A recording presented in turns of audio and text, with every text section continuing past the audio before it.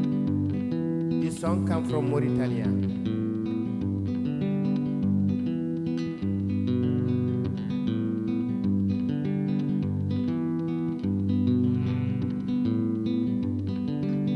It's called the Mbai Mbai.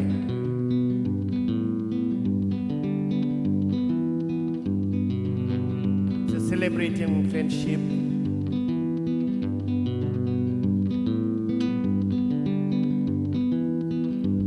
Wana walde Allah ya Lord sirku no de raju no jakale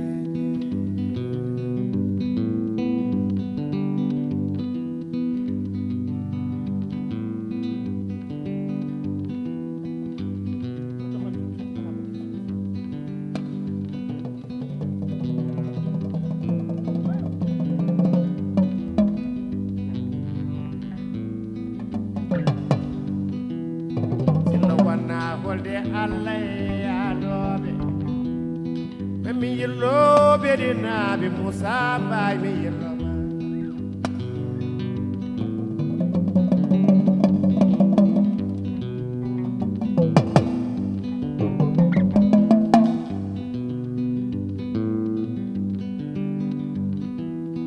ayoy Musa beri yemana jewama Musa aysatu ko jewama an Musa bede yimana lemben man Musa ami somba meriyal saybobe de kelembel na yayna galle Musa bay mi yella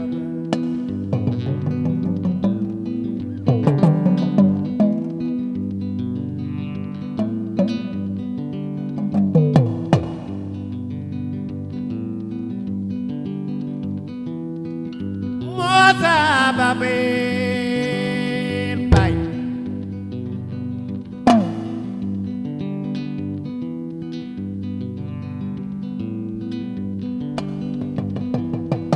Moza Babel bay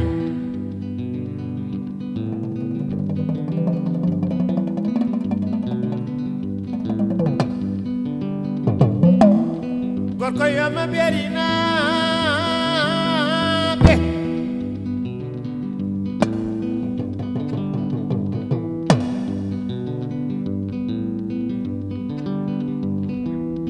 Gelmo koyde mum nokketaake kutte mum kadi seketaake ayo bay mede yello beedi naabe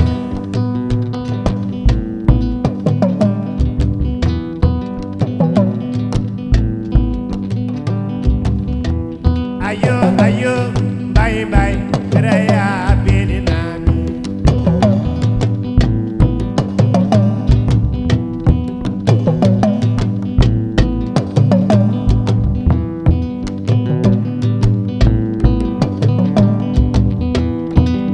Medene pagodin yo ebiya be yirlabe nande medene pagodin yo ayo potare nenam nande medene pagodin yo ebiya be yirlabe nande medene pagodin yo ayo potare babam tedungal me pagodin na be pucigaji tedungal men yerobadi tedungal men girodi tedungal men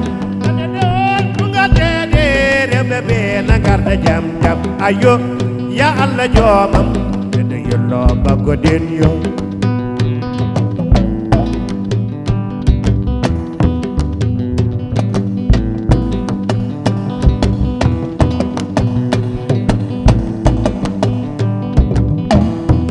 Masamba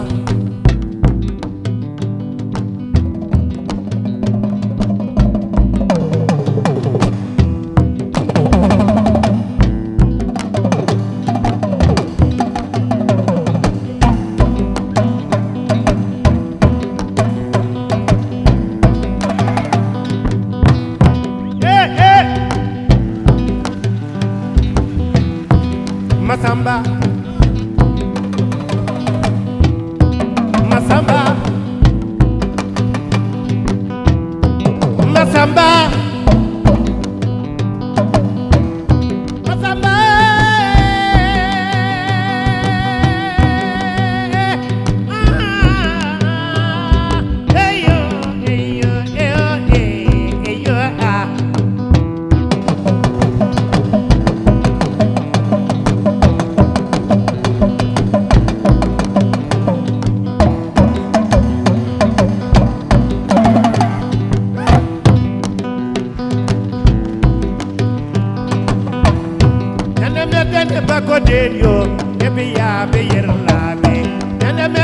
pagodenyo ayo kotare nenam nanda medene pagodenyo hebe ya be yerlabe nanda medene pagodenyo ayo kotare baba tetungal la me pagodena be pujiga je tetungal me yarabadi tetungal me yerode tetungal me nanda o tede be nangata ayo. Well, I hope you enjoyed this episode devoted to Black History Month from the Aga Khan Museum, and we look forward to sharing more programming with you in our next episode. So look out for that in March. Be safe, take care.